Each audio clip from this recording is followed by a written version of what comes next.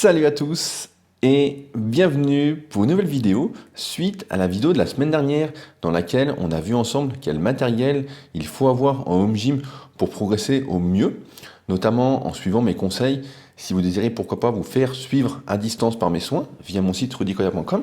Cette semaine, on va voir ensemble des exemples de programmes en fonction de votre niveau et du matériel que vous avez à disposition. Pour commencer, je rappelle que je recommande d'avoir un banc qui s'incline et pourquoi pas qui se décline, une grande barre la plus longue possible en fonction de la place que vous avez, des haltères, environ une centaine de kilos de poids et un repose-barre avec si possible une barre fixe. Voici donc un exemple de programme sur 3 jours pour débuter la musculation. Il est évidemment basique, comme vous pouvez le voir. Si jamais vous n'avez pas besoin de faire des captures d'écran, je mettrai un lien avec un article où j'ai mis ces programmes qui est directement disponible sur mon site et dont le lien sera en description. Donc le programme se veut basique, se veut sur 3 jours par semaine, parce que le plus important quand on débute la musculation, c'est de suivre au maximum les bases. Ce n'est pas de partir dans de l'exotisme, de partir dans des exercices compliqués. Ce n'est pas d'essayer d'en faire le plus possible, de s'entraîner 7 jours sur 7. C'est déjà de prendre des bonnes habitudes, de prendre une certaine régularité, parce que c'est cette régularité qui va vous amener à véritablement progresser sur le moyen et long terme. De plus, en apprenant correctement la technique des exercices, plutôt que de chercher à augmenter les poids le plus rapidement possible, vous allez poser les bases, les fondations nécessaires pour vraiment progresser sur le moyen et long terme. La principale erreur qu'on fait quand on débute, c'est de vouloir aller trop vite, de vouloir progresser trop vite, alors que la musculation, notamment sans dopage, c'est vraiment une activité où plus on va pratiquer et plus on va progresser sur le moyen et long terme. On atteint en général d'expérience un très bon niveau à partir de 4-5 années d'entraînement pour la majorité, un très très bon niveau environ autour de 10 années d'entraînement, et au-delà, on va progresser peut-être un peu moins rapidement, mais si on continue, on va vraiment atteindre des niveaux que certains vont soupçonner de non naturels. Donc, je récapitule, restez sur les bases, c'est pourquoi le programme que je vous ai montré est très très basique. Soyez régulier, mieux vaut en faire moins, mais ne pas sauter de séance, et la technique plutôt que vouloir changer à tout prix.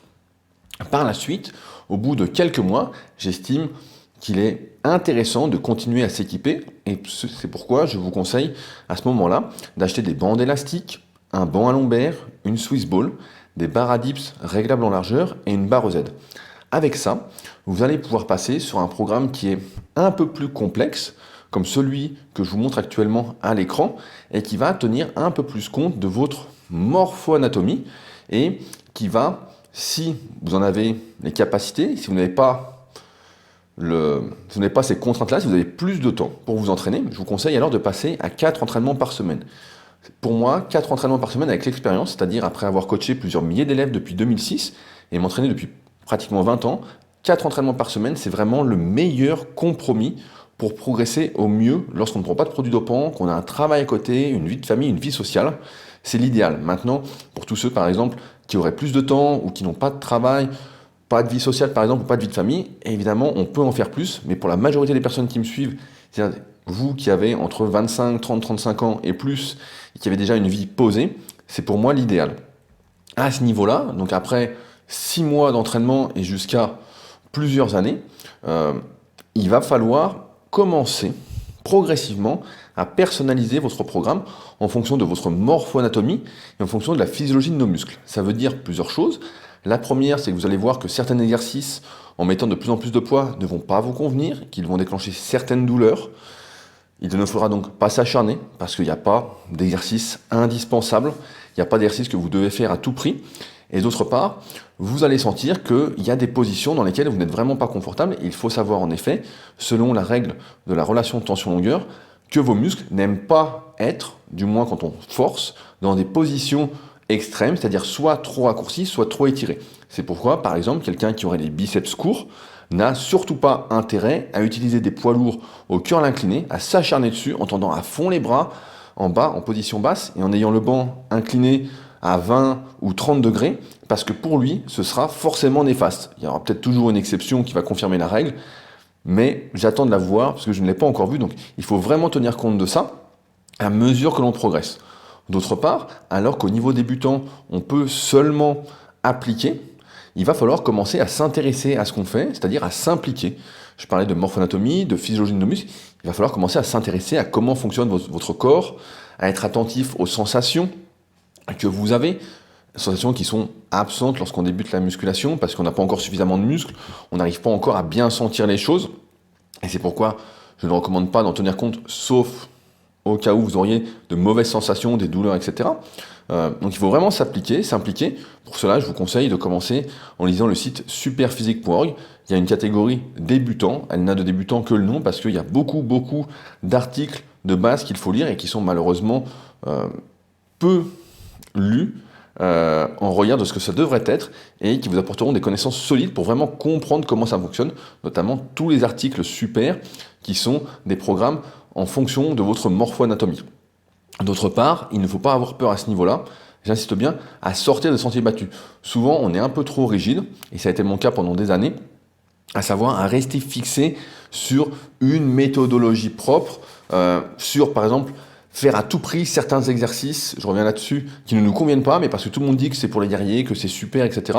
On va s'acharner à les faire, et il ne faut vraiment pas hésiter à se dire non, ça me fait plus de mal que de bien, j'arrête. Si j'avais fait ça, eh ben, je pense que j'aurais eu le niveau que j'ai actuellement bien plus rapidement. Après quelques années d'entraînement, normalement, si vous continuez la musculation, c'est que c'est une vraie passion, c'est un vrai plaisir pour vous.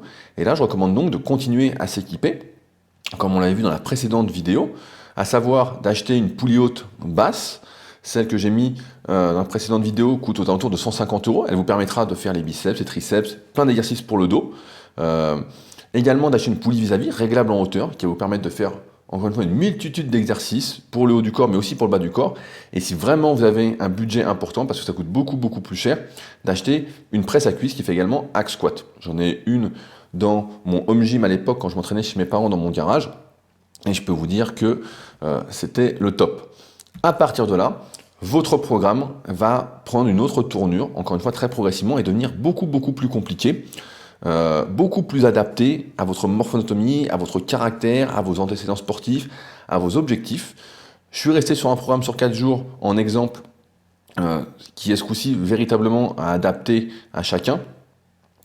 Parce que c'est encore une fois voilà, le meilleur compromis, je me répète, mais c'est important que vous le compreniez, c'est vraiment là où j'en arrive après 15 années à coacher, c'est le meilleur compromis.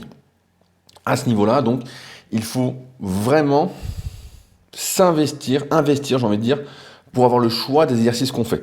Plus on va mettre lourd, plus on va avoir d'années d'entraînement derrière soi, et plus on va être impacté par les exercices qui ne sont pas faits pour soi, par les exercices qu'on fait avec une amplitude qui n'est pas adaptée par rapport à soi. On va sentir des choses, les sensations vont se préciser, comme je le disais auparavant, et vont nous permettre de vraiment savoir très rapidement si un exercice nous convient, si une amplitude nous convient ou pas. Donc c'est pourquoi il faut avoir plus de matériel, et c'est pourquoi l'achat de poulies, que ce soit pour le dos, haute et basse ou vis-à-vis, va vous permettre de changer les résistances, tout comme l'achat d'élastiques, qui va vous permettre de mieux tenir compte de la relation tension-longueur, même si avec les élastiques, lorsqu'on est en position haute, en position de raccourcissement maximal, c'est là où l'élastique procure le plus de résistance. Après, il y a très peu de chances quand même de se faire des blessures lorsqu'on raccourcit trop un muscle. On se fait surtout des blessures en général quand on surétire ses muscles, notamment en position basse, quand il y a trop de résistance dans la position d'étirement. Plus on progresse également, et plus son programme doit être personnalisé. Je pense que là, j'ai pas trop à revenir dessus, sauf peut-être sur la partie stratégie de progression.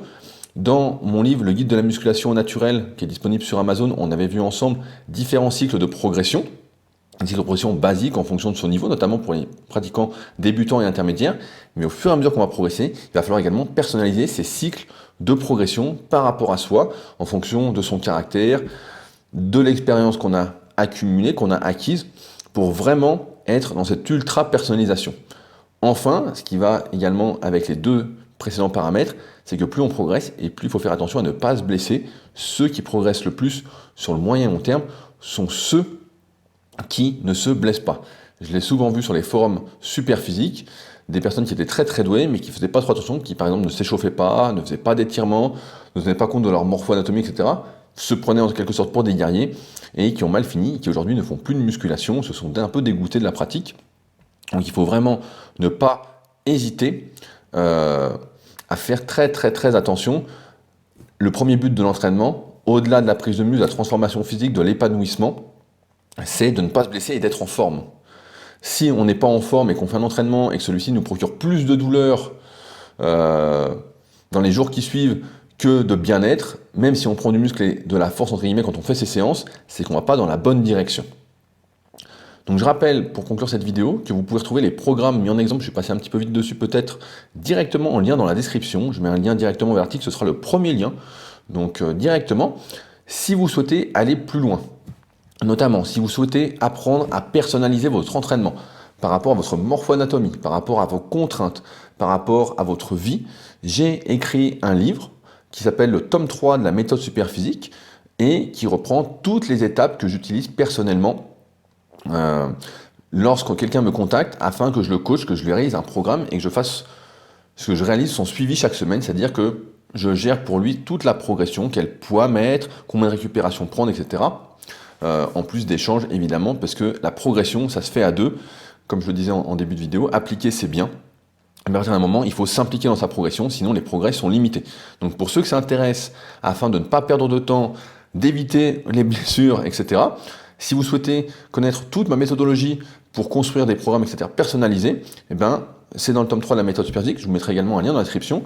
Et à ceux qui débutent peut-être la musculation ou qui veulent s'initier un peu plus à la méthodologie Superphysique avec les cycles de progression, je vous invite à télécharger l'application SP Training sur iOS et sur le Play Store, application qui comprend des cycles de progression automatisés qu'on a programmés directement dans l'algorithme et qui vous permettra de vous initier afin de progresser à chaque séance. C'est vraiment, vraiment un must si vous débutez la musculation ou si vous me découvrez depuis peu pour appliquer cette méthodologie des cycles de progression. Il y a en plus d'autres programmes sur cette application en exemple.